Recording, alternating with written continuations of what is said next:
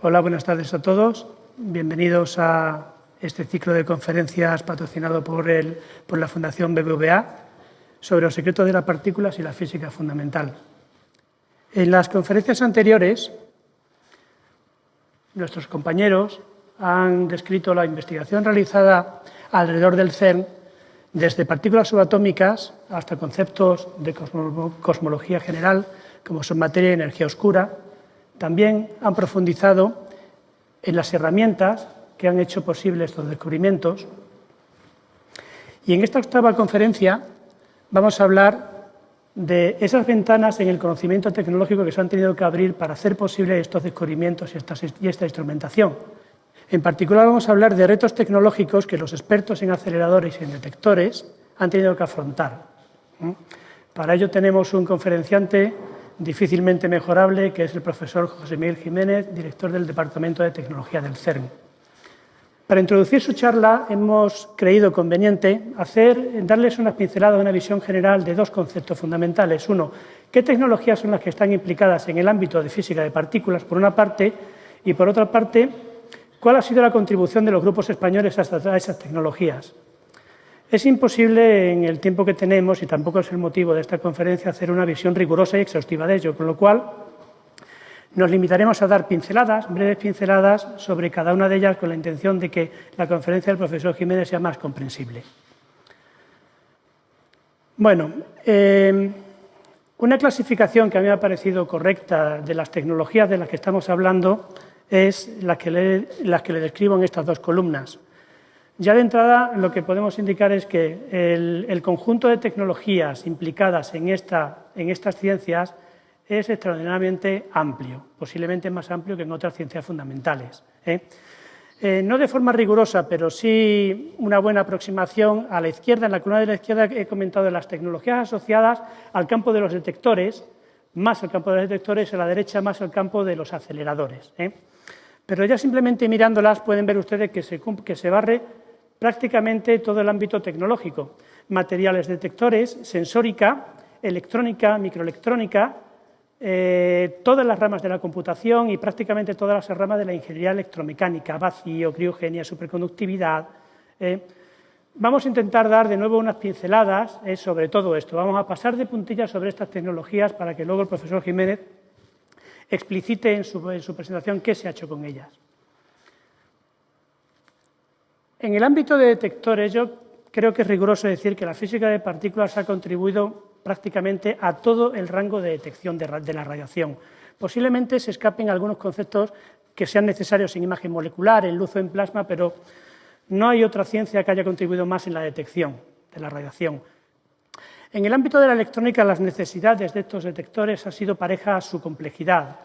Y si bien yo creo que no ha contribuido específicamente a esas tecnologías desde el propio núcleo de esas tecnologías, sí ha llevado al límite conceptos de ingeniería electrónica de forma muy profunda, de tal forma que ha conseguido dinamizar diferentes sectores. En particular, desde mi punto de vista, la electrónica frontal de bajo ruido, la electrónica de trigger, la electrónica de adquisición, la integración en ASICs y la electrónica resistente a la radiación. En el ámbito de computación, la física de altas energías ha contribuido en todos los campos, desde software de gestión, software de visualización, por supuesto información distribuida, como todos ustedes saben, códigos de simulación, ingeniería de interacción radiación-materia o ingeniería de CAD electromecánico, y en arquitectura informática creo que han hecho una contribución mayor. La instrumentación computacional que han tenido que poner a punto nuestros colegas de altas energías para tratar datos en el LHC ha sido el motor de las tecnologías GRID y el desarrollo de tecnologías GRID en Europa. Simplemente un indicio: en la década anterior, el empuje de la física de altas energías ha supuesto del orden de una inversión de 1.000 millones de euros en tecnologías asociadas con GRID en Europa. Y fue el desarrollo de estas tecnologías GRID han ayudado de forma significativa a la implementación de tecnologías cloud. En el ámbito de las tecnologías de aceleradores, lo que estaba en la columna de la derecha, yo simplemente les voy a indicar que creo que lo que se han desarrollado en el CERN es el mayor complejo experimental civil de la historia de la humanidad, y creo que el profesor Jiménez dará datos cuantitativos para reforzar este argumento. Sobre qué hacen los grupos españoles en estos ámbitos tecnológicos. De nuevo, si pensamos en la actividad científica de física de partículas, esta es una distribución aproximada de la contribución nacional científica en física de partículas. La contribución en instrumentación se asemeja bastante a esta distribución, si bien está focalizada en la parte alta de la tabla, fundamentalmente en los grupos con mayores recursos hardware. Es sensiblemente diferente a la de la instrumentación, pero para no dar detalles muy concretos, lo que voy a hacer son pinceladas, voy a hacer ejemplos de cómo grupos españoles han contribuido en cada una de las tecnologías, ¿vale? Voy a seguir la tabla esta, que creo que es una buena referencia a lo largo de la presentación. Empezando por la parte de la izquierda, la parte más aproximada a detectores, podemos decir con todo rigor que en cualquier tecnología de detectores de física de partículas ha habido un grupo español que ha contribuido significativamente. Se pueden dar ejemplos significativos, pero de alguna forma lo que quiero decir es que el retorno que los grupos españoles han conseguido en el ámbito de detección de radiación creo que es muy significativo y también ha tenido contribución a la empresa, como por ejemplo el desarrollo de empresas como Científica, capaz de desarrollar detectores neutrónicos que posiblemente implementemos en SSLund, o un spin-off del IFAE que ha sido capaz de implementar, que ha sido capaz de comercializar lo que yo creo que es una de las tecnologías más avanzadas en detección de rayos X, el proyecto MEDIPIX. En el ámbito de microelectrónica, un ejemplo que creo que es representativo es lo que ha hecho la Universidad de Barcelona en el proyecto CTA o LHCb. Ha desarrollado ASICs que, en colaboración con el CIEMAT, han conseguido ya trasladarlos al entorno industrial español de electromedicina y ha tenido retorno industrial con empresas como, por ejemplo, Hamamatsu Photonics en Japón. También hemos tenido capacidad de hacer spin-offs. Por ejemplo, la empresa Alibaba ha sido un spin-off del IFIC en Valencia y del CNM en Barcelona. Pinceladas de lo que se ha hecho en ingeniería electrónica. Desde mi punto de vista, lo que ha hecho el IFIC en Atlas, lo que ha hecho el CIEMAT en CMS, son contribuciones mayores a la ingeniería electrónica. Han desarrollado miles de placas y han instrumentalizado una parte significativa de los detectores que estaban involucrados. Y también ha tenido retorno industrial. Tarsis Electrónica en el sur, Tarsis Technology, y Seven Solutions en el norte son ejemplos representativos de empresas creativas que aportan ingeniería electrónica a nuestros detectores.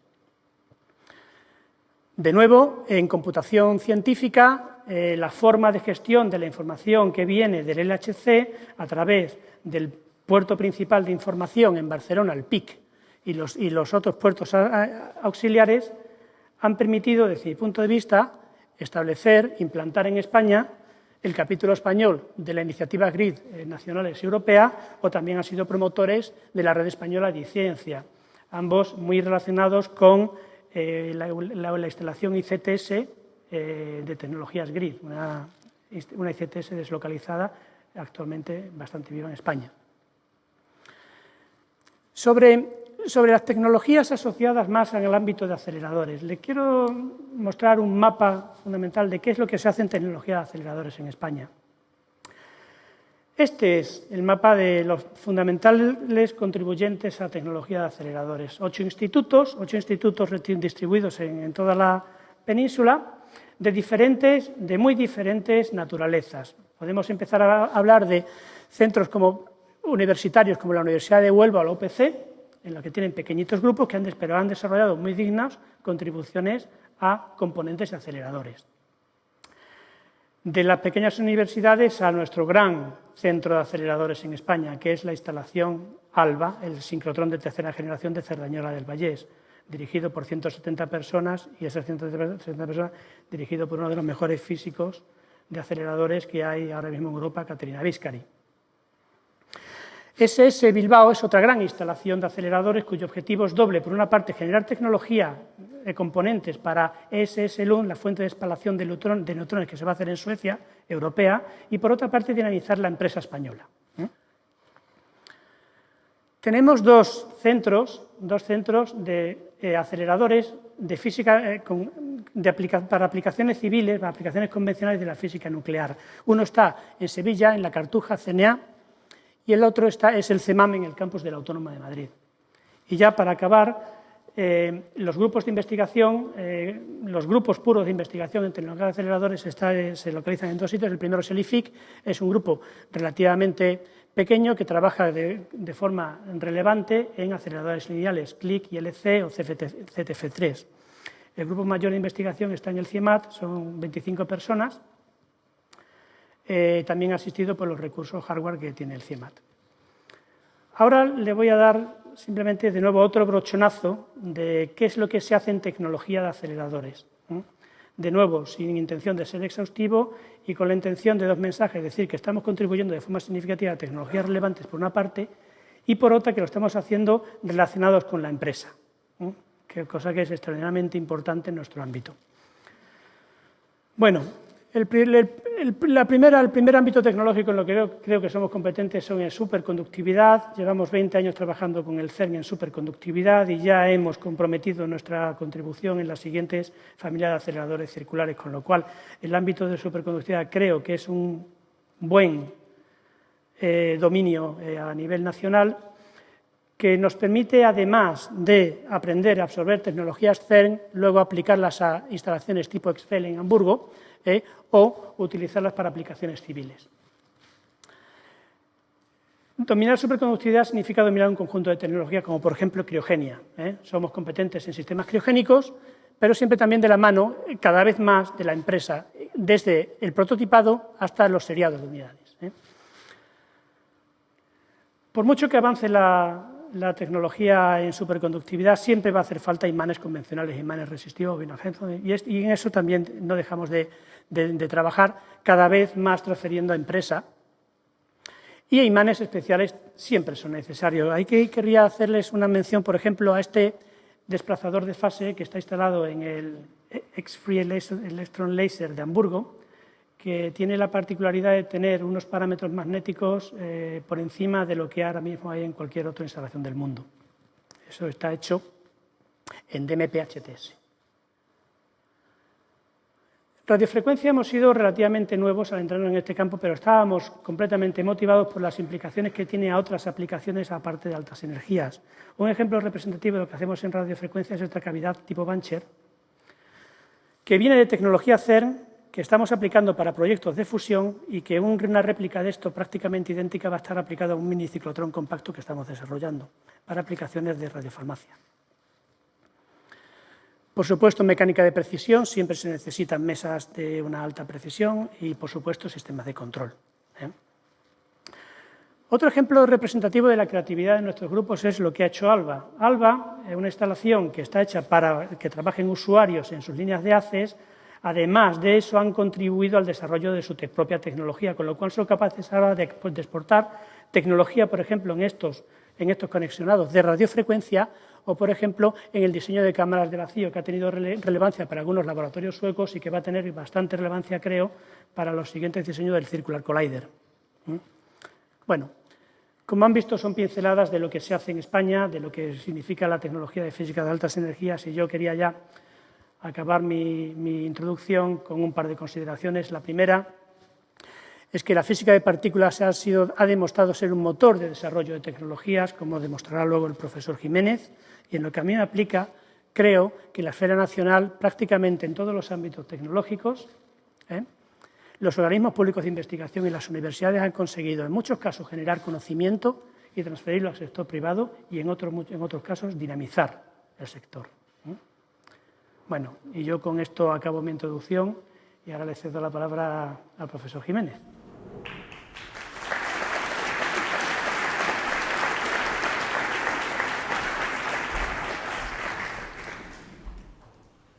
Buenas tardes a todos. Gracias, José Manuel, por esta introducción. Estupendo. Bueno, esto lo salto y paso directamente a la charla de hoy, empezando primero por lo que llamamos nosotros el triángulo virtuoso del CERN, en donde repasamos las 3 líneas de la misión: primero la investigación, luego la innovación y la educación, con la idea de unificar a los pueblos utilizando el vector de la ciencia. Claro, la idea primaria del CERN es llevar más allá las fronteras del saber, desarrollar nuevas tecnologías para aplicaciones de aceleradores de detectores, como lo ha dicho José Manuel, con aplicaciones a la vida de todos los días, formar los científicos e ingenieros de mañana que servirán la industria y finalmente unificar los pueblos utilizando este vector de la ciencia que es apolítico y que permite que todo el mundo se pueda hablar en condiciones muy interesantes. Claro, por supuesto, la idea es entender mejor la física de partículas de altas energías y el modelo estándar. Ha habido muchas charlas sobre este tema, entonces yo me voy a dedicar hoy a hablar un poco más de las tecnologías que utilizamos para analizar estos datos, con la idea que hacen falta elementos para entender lo que ha pasado justo después del Big Bang. Si miramos esta escala de expansión del universo, vemos que a la derecha estas cifras de 10,28 son cifras que nadie puede entender, pero claramente para entender lo que está pasando aquí utilizamos instrumentos como los telescopios que están instalados en tierra o directamente en satélites en el espacio.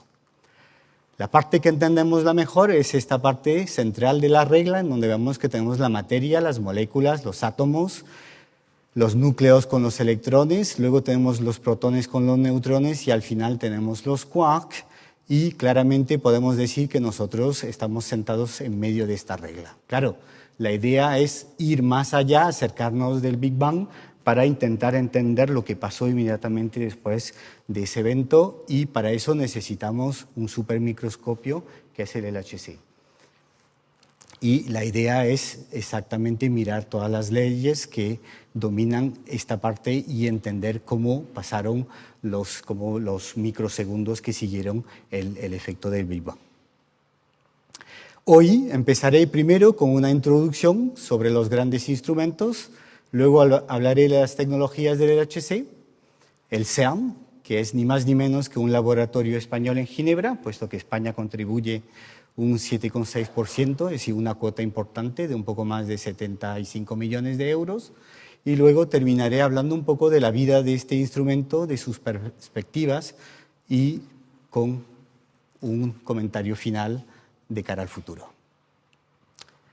Primero, parar un minuto sobre lo que son los grandes instrumentos. Y la primera pregunta es, ¿existe realmente una nueva dimensión de la ciencia moderna, es decir, de la física básica, indisociable de los grandes instrumentos?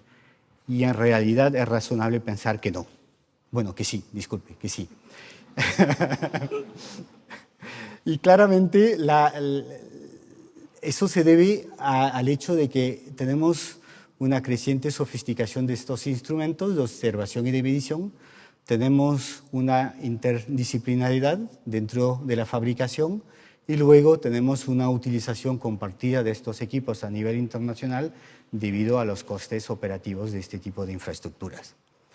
Por supuesto, hay criterios para definir estos grandes instrumentos, claramente alta tecnología o tecnología de vanguardia, aún mejor, carácter innovador a nivel científico, importancia clave para la comunidad científica, es decir, la voluntad tecnológica no tiene que ser el justificante, hay que tener una física detrás de estos instrumentos, unos costes de construcción y de operación que claramente no son convencionales debido al tamaño, como lo veréis en unos minutos, y finalmente llegar a un formato de colaboración para la toma de decisiones y la financiación que conduzca a compromisos a largo plazo de todos los países que se han apuntado a este desafío. Unos cuantos ejemplos, primero empezando por el mar. Bajo el mar hay este instrumento, este detector, que permitirá estudiar el comportamiento de los neutrinos en el sur de Francia, cerca de Toulon. Ven que está instalado a 2,5 kilómetros bajo el agua para justamente estar protegidos de las perturbaciones de los humanos y también tener una estabilidad perfecta de la temperatura.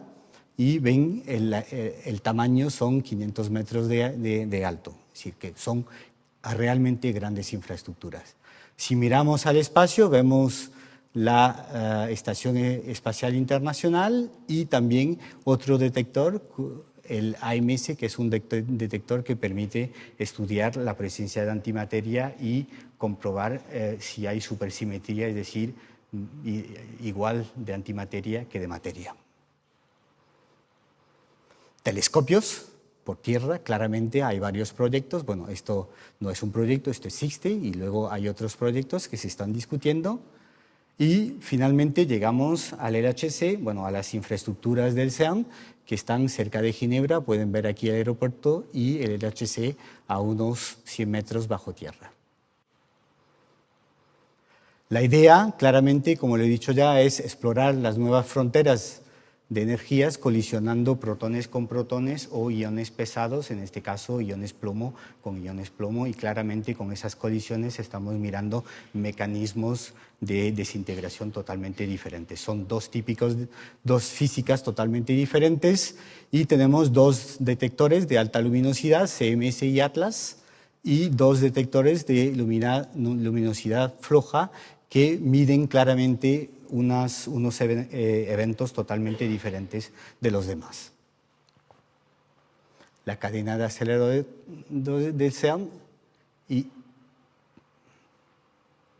vamos a seguir un pequeño vídeo que introduce un poco el CERN y también luego verán que en la segunda parte presentamos las tecnologías que permiten hacer funcionar estos aceleradores.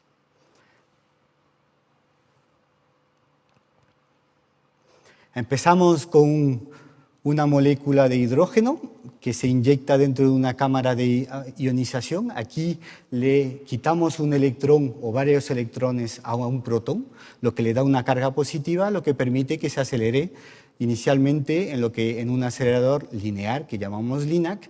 Del LINAC lo mandamos a un proton-sincrotrón, que es una máquina circular que permite construir los trenes, es decir, ahí realmente estamos trabajando con radiofrecuencia para darle una estructura al haz. Luego pasamos al PS, que permite alcanzar una velocidad muy cercana a la velocidad de la luz. Inyectamos en el SPS, superproton-sincrotrón, de 7,7 kilómetros. Ahí ya tenemos una estructura de haz que es la que puede digerir el LHC, y luego inyectamos ese haz en el LHC pasando por unas líneas de transferencia de 2,7 kilómetros cada uno. Una vez que el haz está dentro del LHC, lo aceleramos a la energía nominal y luego ponemos esos dos haces en colisión para que tengamos los resultados de la física. Para transferir energía a los protones utilizamos cavidades, luego utilizamos imanes para mantener las partículas dentro del anillo y también necesitamos unos componentes para inyectar la corriente desde una zona a temperatura ambiente hasta el imán que está a una temperatura de menos 271 grados. Entonces, poco a poco vais viendo la complejidad de todos estos componentes que voy a detallar un poco más allá dentro del experimento. Este componente es ni más ni menos que un colimador, que es como un diafragma óptico, bueno, juega exactamente el mismo papel, y también tenemos instrumentación de haz, que como vemos aquí es un hilo que va a interceptar el haz y que permite tener el perfil del haz para controlarlo perfectamente. Las colisiones con todos los datos, esto no lo voy a detallar durante la charla, pero claramente, como lo ha dicho José Manuel, ha habido una contribución importante y vemos que después de tener las colisiones, 600 millones por segundo, hay que hacer un preanálisis de los datos, se filtra y luego se selecciona un 1% de esos datos que se mandan al centro de cálculo, en donde se hace un preanálisis que permite reconstruir la trayectoria de todas las colisiones que tenemos al mismo tiempo, típicamente entre 20 y 40 colisiones simultáneas, y luego mandamos esos datos a lo que llamamos los tier zero, que son unidades que permiten salvaguardar los datos para asegurarnos de que no puede pasar nada, y luego los mandamos a otros centros de cálculo que permiten tratar este tipo de información. Voy a utilizar un poco esta escala, por eso me voy a parar un segundo. La idea es claramente 10,6 es 1 con 6 ceros detrás y 10 menos 6 es 0,0001. para que tengáis un poco una idea, porque voy a utilizar mucho este tipo de cifras en la presentación.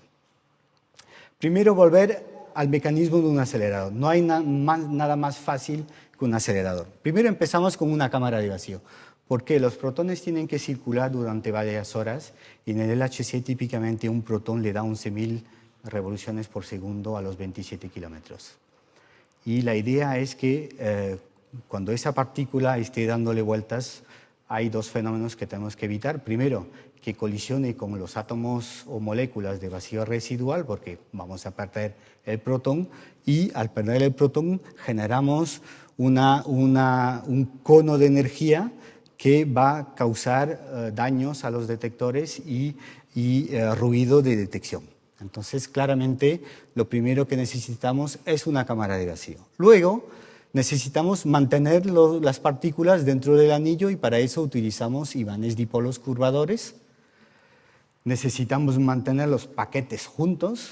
Claramente tienen que imaginar que pasa como en un anillo de ciclismo o de atletismo.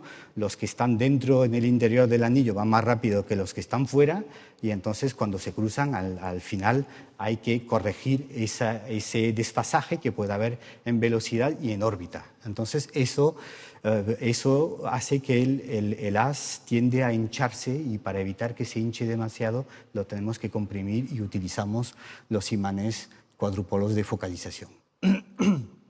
Y claramente hay que comunicar energía al haz y eso lo hacemos con cavidades aceleradores. Ya tenemos el acelerador, lo único que falta es el detector, porque sin detector no sirve para nada el acelerador, y finalmente hay que inyectar las partículas para que tengamos colisiones en este punto. Es fácil. Tenemos, para que tengáis una idea, 16 cavidades, 1232 dipolos y 392 cuadrupolos en el HC y voy a detallar estos elementos. Claramente tenemos que acelerar las partículas porque no queremos que vayan necesariamente más rápido, lo que queremos es que ganen energía. ¿Cómo ganan las partículas energía? Simplemente utilizando la fórmula de Einstein, pero hay que mirarla de esta forma. En esta ecuación pueden ver que esta es la velocidad de la luz y esta es la velocidad de las partículas.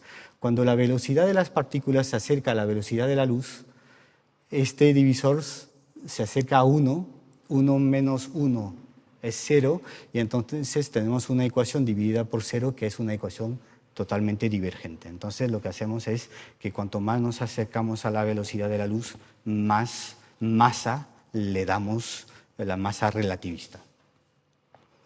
Y claramente, tras colisionar, esas partículas de masa superior pueden generar partículas de masa superior a la masa de las partículas que han colisionado.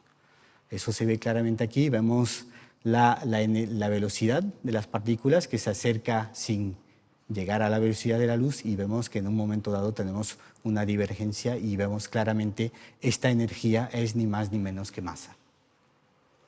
Ese es el primer punto.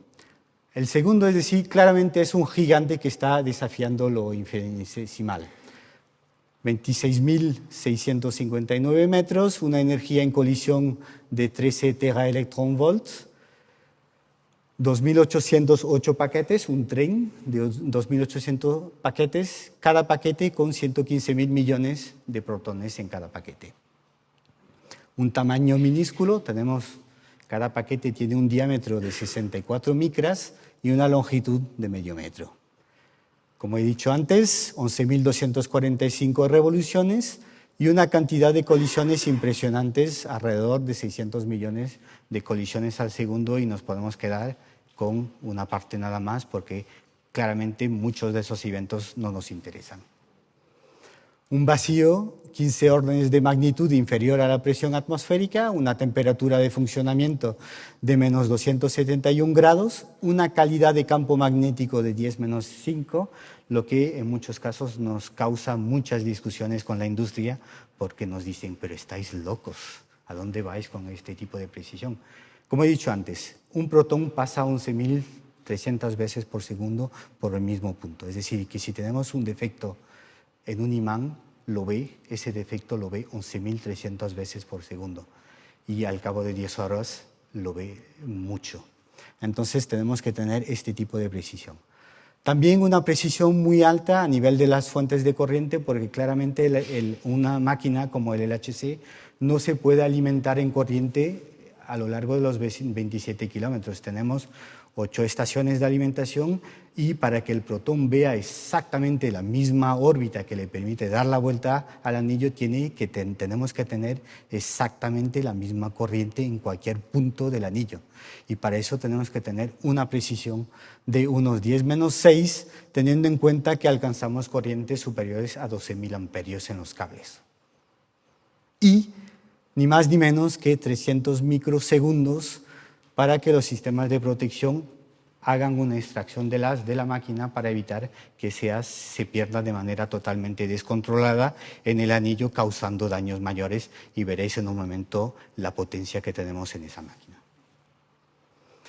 En términos de energía, veis que esto son 2 escalas logarítmicas y vemos que el LHC ha sido realmente un salto cuántico comparado a todas las otras máquinas, y ese salto cuántico conlleva algunas problemáticas, por ejemplo, la energía contenida dentro del haz, como he dicho antes, 7 teraelectronvoltios, y vemos que tenemos una energía almacenada de un poco más de 700 megajoules, que corresponden exactamente a la energía que hace falta para derretir 1 tonelada de cobre. Entonces, claramente no nos podemos permitir. En realidad, no derretimos 1 tonelada de cobre, sino que cortamos varios imanes por medio. Esa es la realidad. Un punto. De nuevo, como he dicho,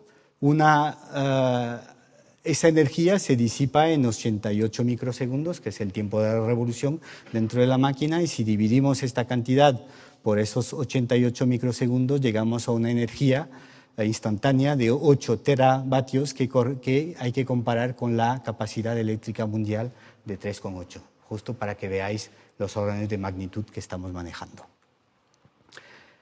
El haz, peligroso, pero nada en comparación con los imanes. Un imán supraconductor es ni más ni menos que una batería. Tenéis que imaginar 12.000 amperios dando vueltas sin que se pare nunca, porque justamente utilizamos cables supraconductores.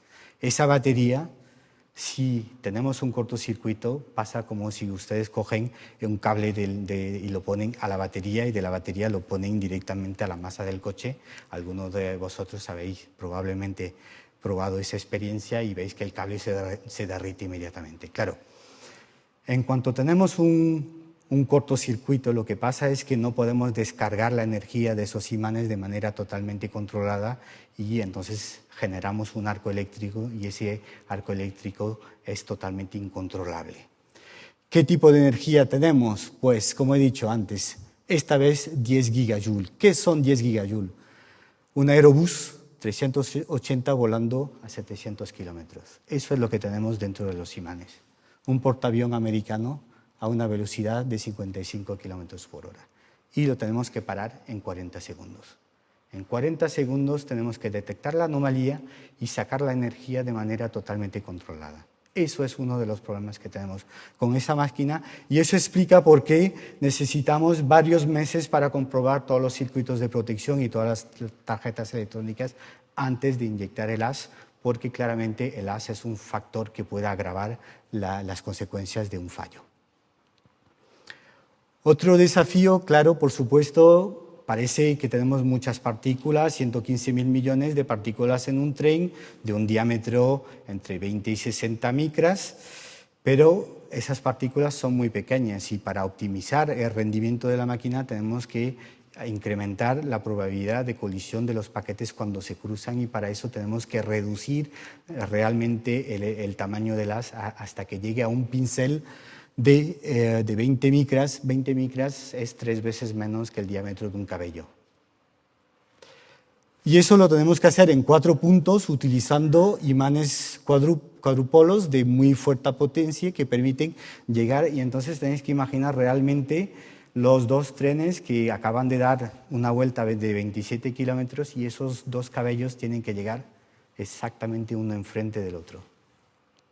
Para eso tenemos sistemas muy complicados que miden exactamente la órbita del detector y la comparan con la órbita del anillo y tenemos efectos como puede ser el efecto de la Luna que tenemos que corregir de manera permanente con sistemas dinámicos que no modifican el posicionamiento del detector porque pesa muchas toneladas, pero realmente actúan directamente sobre la órbita del haz para que lleguen exactamente al punto de colisión uno enfrente de otro. Pero claramente me gustaría pararme un minuto y hablar un poco de la naturaleza porque de no ser lo que es, nunca hubiéramos tenido el LHC. Primero, los materiales superconductores como la aleación de novio y titanio. ¿Qué es un material superconductor? Tenemos aquí la temperatura, la resistencia y vemos que cuando vamos bajando la temperatura la resistencia va bajando y eso pasa con cualquier conductor metálico. Un superconductor tiene la particularidad de que cuando llegamos a una temperatura que llamamos temperatura crítica, la resistencia se pone casi nula. Ese es un factor determinante para hacer posible la fabricación de un acelerador supraconductor. Y luego, claramente, el helio, material raro, una probabilidad inferior a 1 por 10.000 en el aire que tenemos, que es un líquido superfluido, es decir, que no tiene ninguna viscosidad, pero que además tiene la particularidad de ser aislante. El agua conduce electricidad, lo sabe todo el mundo. El helio líquido no. Y claramente, como lo veréis en un momento, los cables de los imanes, enfriados por el helio líquido, están bañando literalmente, es una piscina de helio y los cables están bañando en ese helio. Si fuera conductor, no funcionaría nada. Entonces tenemos también ese doble efecto de tener un aislante que nos permite aislar las bobinas unas de ellas de otras dentro del criostato del imán. Vemos aquí un pequeño vídeo que ilustra un poco ese comportamiento tan bonito del helio. Vemos aquí el helio que está hirviendo porque abajo tenemos una temperatura más baja que arriba, entonces claramente es el fenómeno de intercambio de energía y cuando llegamos a un helio líquido, superfluido, vemos que, como he dicho antes, tenemos una viscosidad nula, es decir, que tenemos una muy alta capacidad de transmitir cualquier carga térmica y entonces hemos llegado a un punto en donde la parte inferior tiene exactamente la temperatura de la parte superior. Ese es uno de los puntos muy importantes y cuando se termine el vídeo os voy a explicar por qué. El segundo punto es, de nuevo, que al tener una viscosidad totalmente nula, tenemos otro efecto que es el efecto de permeación.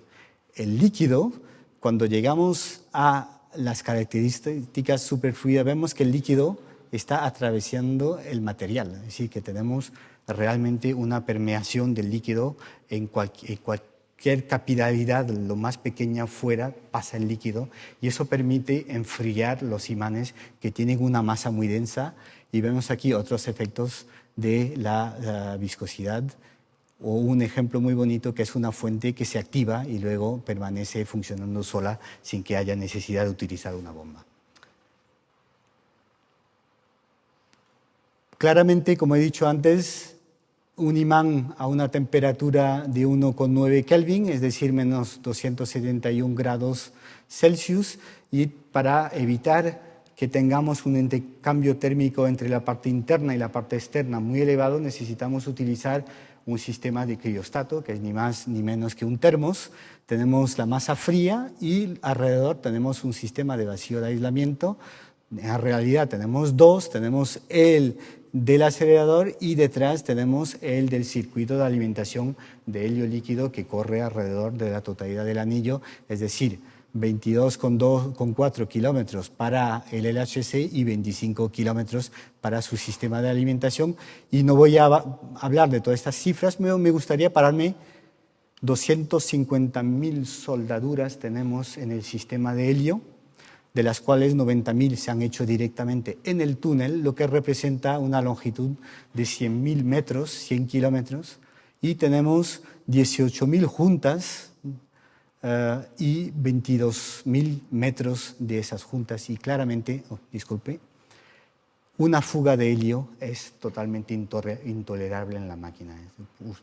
Ustedes pueden imaginar el trabajo, no el trabajo de diseño y de soldadura, no, sino el trabajo de comprobación, la cantidad de horas y la metodología que hace falta, el rigor para ir etapa tras etapa para comprobar, porque claramente una vez que el imán está montado y ha llegado al túnel, 35 toneladas, 15 metros, si hay una fuga ahí dentro, hay que sacarlo.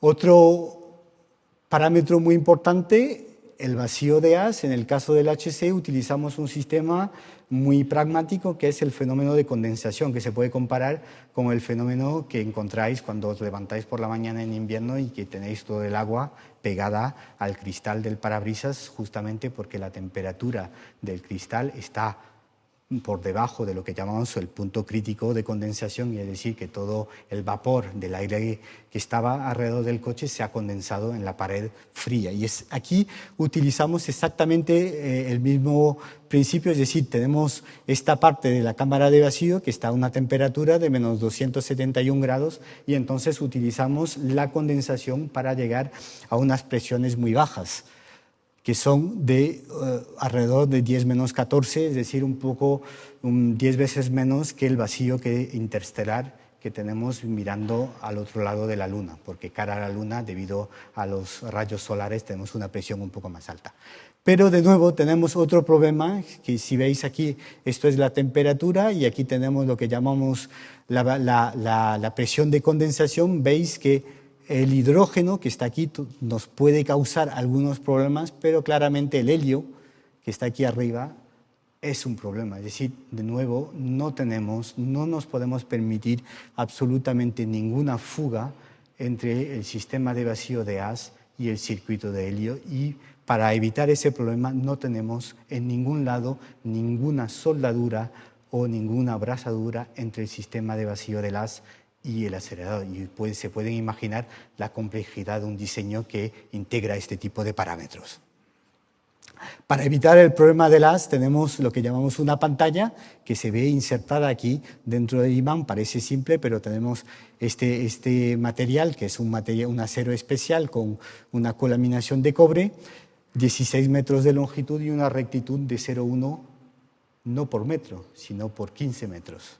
Y porque hay que insertarlo dentro del imán una vez que todo está instalado, y vemos aquí el tubillo que permite enfriar esta pantalla y evitar que los protones que circulan en medio vean la condensación de hidrógeno que se acumula en la parte externa del tubo de vacío. Tenemos en las secciones rectas, tenemos otros sistemas de vacío que utilizan capas finas de una aleación de titanio, circonio y vanadio, y que permiten bajar las presiones a niveles de 10-12, que tienen muchas aplicaciones industriales. Aquí tenemos un ejemplo de planta de fabricación de esas cámaras de vacío. Esto mide 7 metros y vemos que aquí tenemos dos solenoides verticales que permiten hacer la deposición de esta aleación utilizando la técnica de plasma asistido por una descarga magnetrón. ¿Eso qué significa? Pues que utilizamos un campo magnético, en este caso este solenoide, para obligar los electrones a que den muchas vueltas, y de esta manera incrementamos la probabilidad de ionización, es decir, colisión de un electrón con un átomo del vacío residual, y entonces hacemos una ionización. Esta partícula cargada ve un campo eléctrico, se acelera y permite generar la deposición de material. Vemos aquí, para evitar costes y permitir una facilidad, vemos que en realidad, en vez de utilizar una aleación, utilizamos 3 cables que están torcidos, y eso permite tener un resultado equivalente sin tener las dificultades de encontrar este material, que es un material bastante raro. Vemos aquí un ejemplo de cómo se utiliza ese tipo de infraestructuras, y veis que en el SEAM trabajamos muy rápido.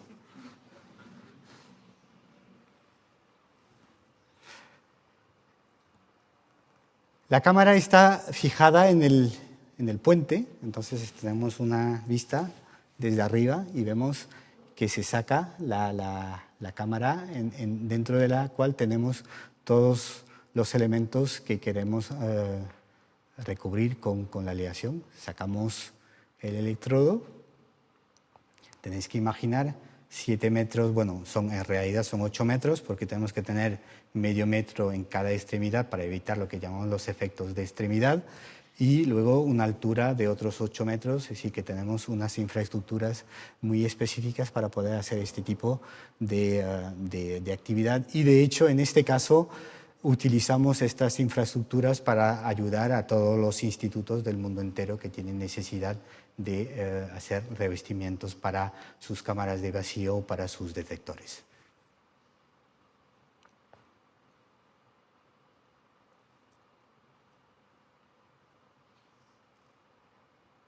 Utilizamos mucho papel de aluminio para evitar que las personas toquen los materiales con los dedos, porque de nuevo una imprenta de dedos hace que la presión pase de 10-12 a 10-8 y no se puede hacer nada. Sí, hay que desmontarla y lavarla de nuevo. Entonces por eso hay este detalle.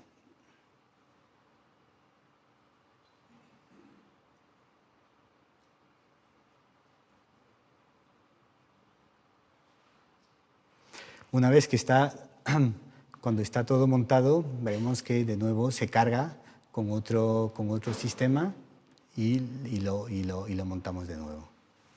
Hemos fabricado hemos revestido con este procedimiento un poco más de 1.800 cámaras de vacío para el LHC, para que tengáis un orden. Y desde entonces hemos utilizado esta tecnología en la mayoría de los aceleradores de luz sincrotrón, aparte ALBA, que todavía no ha elegido esa tecnología, pero en la nueva máquina que se está construyendo en Suecia, el CERN le proporciona más que la tecnología, estamos realmente fabricando las cámaras de vacío que necesitan una tecnología que no está al alcance de la industria y la industria fabrica las cámaras estándar y nosotros fabricamos los prototipos que necesitan mucho diseño.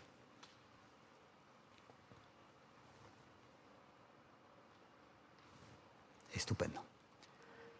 Ya no hay más vídeo, pero tendremos otros tantos datos. Los imanes, claramente 9.593 imanes en total, 1.232 dipolos de 15 metros de longitud, 35 toneladas. Vemos aquí un ejemplo de bobina. 392 cuadrupolos, 8 metros de longitud, 15 toneladas. Vemos aquí la configuración diferente de los cuadrupolos. Un campo magnético de 833 Tesla, no os dirá mucho, pero necesita una corriente de 11.850 amperios y todo eso para hacer una deflexión de 0,6 milímetros por metro de haz debido a la energía y a la masa de los protones. Una temperatura de menos 271,3 grados, que en sí no es un problema, sino que hay que enfriar 37.500 toneladas de acero que constituye el imán y los cables. Y una tecnología basada en el uso de los cables y como ven aquí en esta pequeña foto tenemos lo que llamo yo el cable, lo que llamo luego yo el hilo y lo que llamo luego el filamento y veréis por qué. Tenemos 7.600 kilómetros de cable, 270.000 kilómetros de hilo y cuando hablamos de filamento tenemos 6 veces la distancia Tierra-Sol. Y cuando uno ha terminado de hacer varios viajes, todavía queda para darle 150 veces ida y vuelta a la Luna. Es decir, tenemos una cantidad de cables y el mensaje aquí es que en ningún momento podemos tener una discontinuidad de un filamento. Si tenemos una discontinuidad de un filamento, tenemos una distorsión del campo magnético. ¿Cómo se fabrica todo eso? Hay que verlo para creérselo. Empezamos con un lingote como este, 250 kilos, 1 metro, 200 milímetros de diámetro y empezamos a estirarlo. Claro, en cada etapa se estira, se tiene un proceso de estabilización térmica dentro de un horno, se estira, se estira varias veces y llegamos de esta forma a un hilo de 1 milímetro de diámetro y 10 kilómetros de longitud en cada bobina, y en cada imán tenemos un cable de 750 metros que representa, para dar un orden de magnitud, representa un coste de un poco más de 100.000 euros. Y ahí tenemos la primera dificultad de la industrialización, porque cuando se le da el cable a la industria y para fabricar ese imán, si no le sale bien, ¿quién paga? ¿Paga la industria o paga el SEAM? En este caso, paga el SEAM. ¿Por qué? Porque si se le pide a la industria que asuma ese riesgo económico, los costes se dispararían de manera totalmente exponencial. Entonces hay que buscar un compromiso.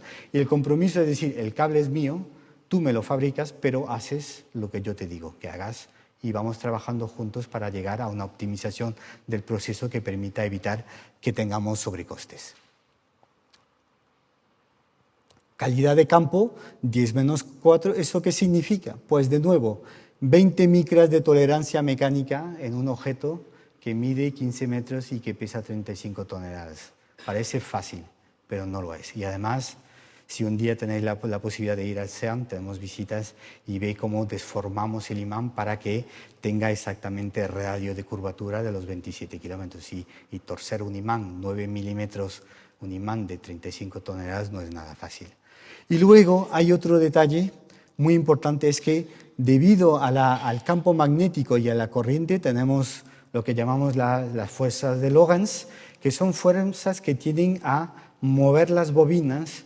Y para que tengáis una idea, en estos imanes tradicionales tenemos unas fuerzas de 300 toneladas por metro. Eso es equivalente al peso de un Aerobús 330 o un Jumbo Jet, como si estuvieran tirando uno en dirección opuesta. Y claro, la estructura mecánica del imán tiene que tener una preparación para tener, antes de pasar la corriente, tenemos ya una presión mecánica sobre las bobinas equivalente a 300 toneladas por metro, y de esa forma cuando metemos la corriente no se mueve nada, porque si se moviera la bobina no tendríamos una calidad de campo de 10-4. El futuro, una nueva aleación niobium-fitin, material de futuro comparado, que permite ganar un factor 2 en el campo, pero que tiene otros problemas. Típicamente tenemos 2 veces menos tiempo para la protección del imán. De nuevo, si os acordáis, eran 30 microsegundos, bajamos a 15. Difícil. Y luego otra dificultad es que ese cable es muy frágil, es vidrio, y entonces no se puede formar la bobina. Entonces, ¿qué hacemos? Pues cogemos un hilo, que es un hilo de niobio que tiene polvo de estaño alrededor, formamos la bobina y luego la metemos en un horno a 650 grados durante 240 horas. Y os podéis imaginar la dificultad de tener una bobina de una precisión de 20 micras, eso sí, habrá algunas personas de la industria aquí, es decir, te doy una bobina, quiero que tenga una precisión de 20 micras y luego quiero que me la metas en un horno a 650 grados durante 240 horas. Claro, se ríen, dicen, esta gente está loca, funciona. Tenemos ya imanes de 2 metros de largo que han llegado a alcanzar las necesidades de los imanes, y estamos ahora trabajando en los prototipos de 7 metros de largo. Otro pequeño aspecto, son 5 veces más caros.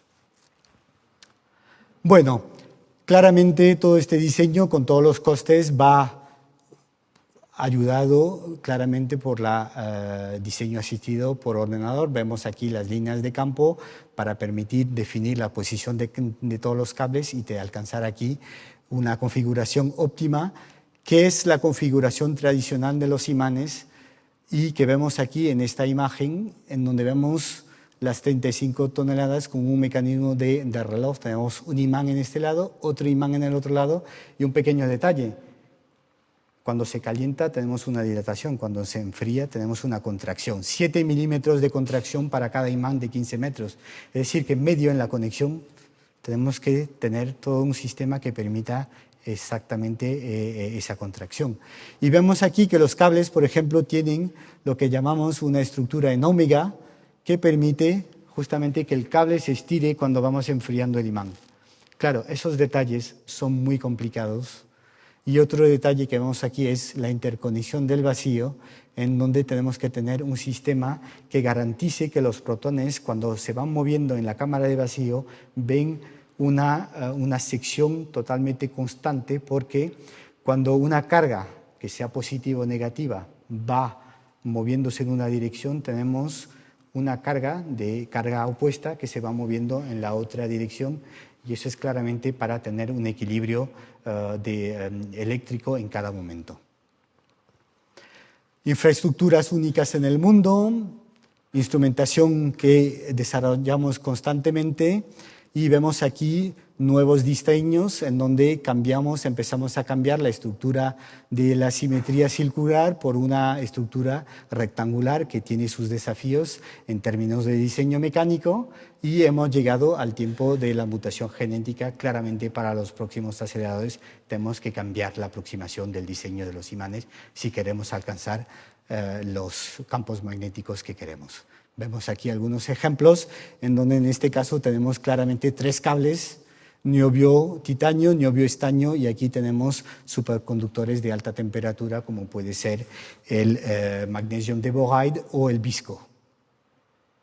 Otros ejemplos que nos permite la tecnología de imprenta 3D que está claramente revolucionando algunos diseños, incluso en los imanes.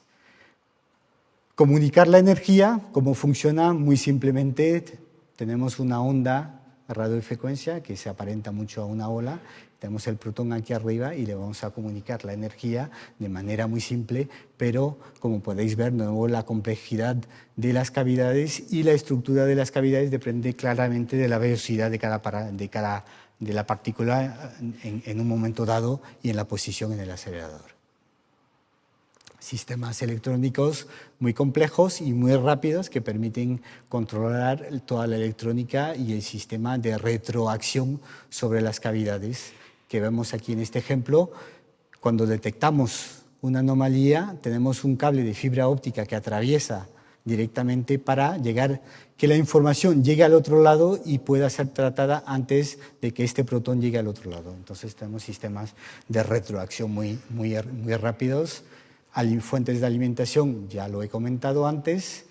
Desarrollos de cables para transmitir la corriente a muy alta temperatura, utilizando esta aleación de magnesio y boro. Y en este proyecto hemos empezado a colaborar con el CIEMAT para hacer transferencia de tecnología en España. Sistemas criogénicos gigantescos. Necesitamos 500 camiones de nitrógeno líquido, 10.000 toneladas o 12 millones de litros para enfriar las 37.000 toneladas de imanes, y luego 120 toneladas de helio líquido, lo que representa 700.000 litros. De nuevo, todos sistemas de almacenamiento, de transferencia de líquido, cajas intercambiadoras. Se puede ver un poco aquí el tamaño y la complejidad de estos sistemas. Retos tecnológicos de detectores que voy a pasar porque eso ya se presentó. Voy a mostrar un ejemplo nada más del detector de CMS, en donde vemos que tenemos una estructura como la de una cebolla, y claramente dependiendo de la partícula y como tenemos un campo magnético, tenemos una trayectoria que puede variar. Si cogemos una partícula cargada, como puede ser un muón, vemos que tenemos una trayectoria curva, y una partícula de mucha masa, entonces va a ir muy lejos. Y voy a coger, si lo consigo, voy a pasar directamente a un neutrón. Ups, ahora no tiene carga, entonces en este caso va directo, tiene mucho peso, penetra mucho. Y si cogemos un fotón, que es la partícula cuántica de la luz, de nuevo, no tiene carga, entonces va a tener una trayectoria recta, como lo vemos aquí, pero como tiene poca energía, tiene poca penetración.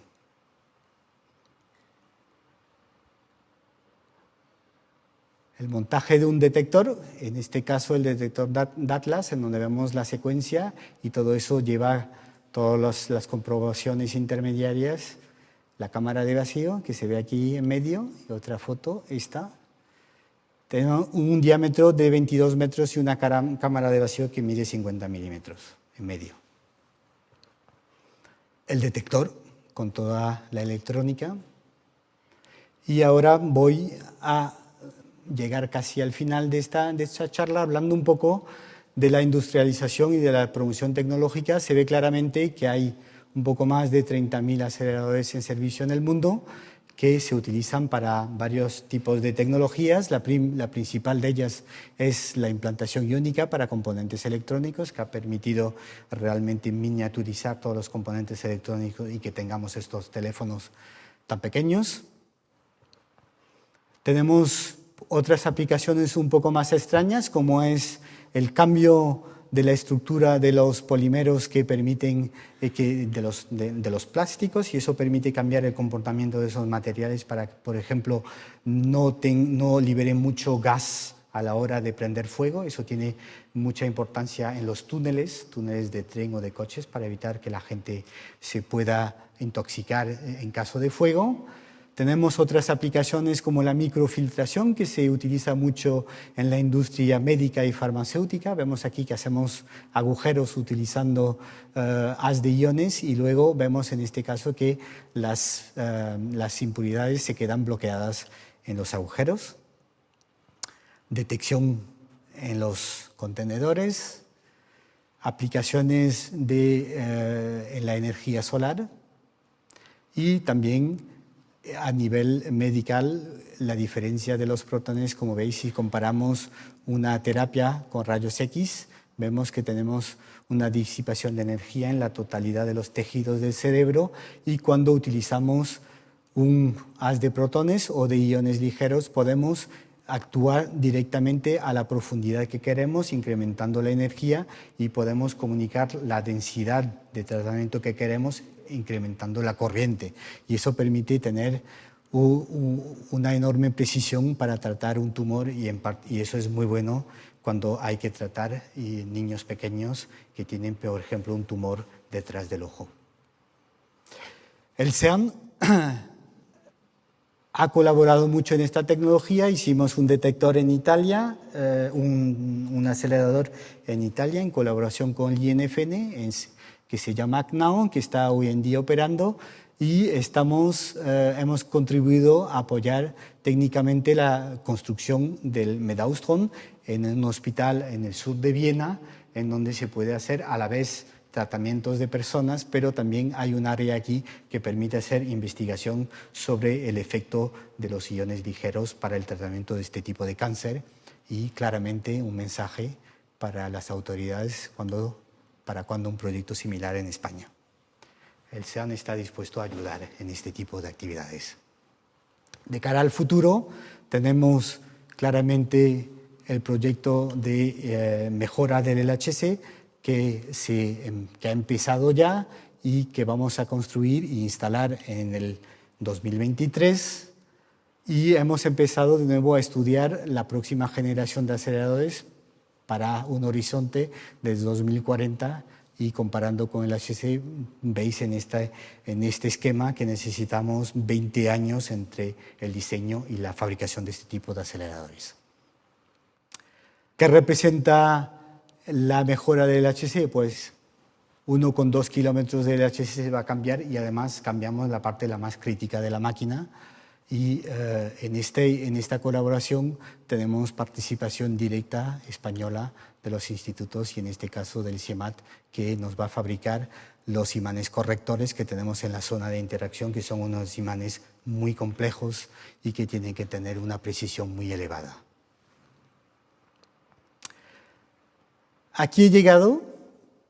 Tenemos una hoja de ruta consensuada y abierta al futuro, que se basa en el hecho de que la Unión Europea aprobó la estrategia en un Consejo Especial en el mayo del 2013. También tenemos las recomendaciones del Comité P5 de Estados Unidos, y tenemos una hoja de ruta muy clara de Japón.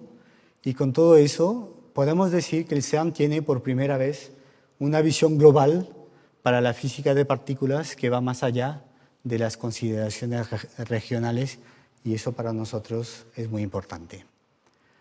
Segundo punto, claramente estamos jugando un importante papel en este esfuerzo global y el plan a medio plazo, el plan financiero, aprobado por el Consejo de junio de este año, refleja este objetivo, pero lo podemos conseguir únicamente si establecemos colaboraciones con los institutos de los Estados miembros del SEAN y del mundo entero, colaboraciones que son esenciales para preparar las tecnologías necesarias para la próxima generación de partículas, porque una parte muy importante de la plantilla de nuestra organización tiene que operar todas las infraestructuras que tenemos y entonces necesitamos la ayuda del exterior para hacer este tipo de actividades. Obviamente, este tipo de grandes infraestructuras que tienen un coste de inversión muy elevado, pero también un coste operacional muy elevado, necesitan optimizar los retornos. Hay varios efectos, muchos de ellos encadenados, que impulsan la relación entre calidad-precio y los gastos que se efectúan. Empezamos por los directos, la participación en los experimentos, la estructuración de las diferentes áreas de investigación, que evita que cada uno vaya por su camino. Cuando estamos todos juntos avanzamos más rápido. La cooperación entre disciplinas, como he dicho antes, mecánica, electromagnética, vacío, criogenia, distribución eléctrica, química, vamos. Todo el mundo tiene que trabajar juntos y eso permite avanzar más rápido. Y, por supuesto, una formación del personal que está en contacto con la ciencia de vanguardia, lo que permite darle una dinámica a los institutos que colaboran con nosotros, proporcionando estudiantes a todos niveles, estudiantes técnicos, estudiantes de ingeniería, doctorantes o incluso postdoctorantes, que tenemos muchos. El SEAM, de alguna manera, fabrica un poco más de 4.000 doctorantes por año. Hay que tener en cuenta también este efecto. Y luego, los indirectos, el efecto de la formación tecnológica en la industria y en los sectores económicos, porque estamos hablando con actividades que tienen un nivel de riesgo muy elevado y el coste financiero no se le puede transmitir directamente a la industria, porque si no, ese riesgo tecnológico se convierte en riesgo económico para ellos, lo que hace que inmediatamente los costes se disparan. Claramente hace falta una máxima valoración de la inversión de estos grandes instrumentos. Obviamente la cooperación europea e internacional es muy importante, pero no puede en ningún caso reemplazar el esfuerzo nacional. Hace falta o ayuda claramente tener un mercado interno que sostenga la industria de altas tecnologías. Alemania, Francia, Italia tienen esa ventaja de tener un mercado porque están construyendo grandes instrumentos que les permite tener esa ventaja. Cuando un país no tiene ese mercado interno, claro, es mucho más difícil para la industria porque tienen que ir a competir en un mercado que no es el suyo, pero la industria española lo hace bien. Un reparto óptimo entre el esfuerzo nacional y el esfuerzo internacional, claramente eso es muy importante y conlleva la cuestión de la cantidad de físicos o que están colaborando y también el hecho de que en muchos de esos grandes instrumentos es peligroso que el presupuesto de inversión vaya únicamente a cargo del Ministerio o de la Secretaría de Estado de I+D. En muchos de esos casos tiene que ir a cargo también de otros presupuestos del Estado para evitar que el presupuesto de esa institución colapse debido al coste de inversión de este tipo de grandes instrumentos. Aquí he terminado. Celebramos el 60 aniversario del SEAN en España y antes de, si me permites un minuto más, me gustaría agradecer todos los esfuerzos de las autoridades españolas que nos han ayudado a lo largo de todos estos años a construir todos estos instrumentos que son, de nuevo lo digo, son instrumentos españoles. Lo único que pasa es que no están aquí, están en Ginebra y que permiten a muchos físicos, ingenieros, técnicos alcanzar niveles de excelencia y no únicamente eso, sino también demostrarle al mundo entero que nuestras escuelas, nuestras universidades tienen realmente esa capacidad de formación y los españoles, nosotros que estamos allí en el SEAN, no nos sentimos, menos preparados que los alemanes o que los suizos o que los noruegos. Estamos trabajando con ellos y somos capaces de demostrar que todo ese sistema funciona perfectamente bien. Y claramente yo creo que es un orgullo para España estar en ese gran proyecto.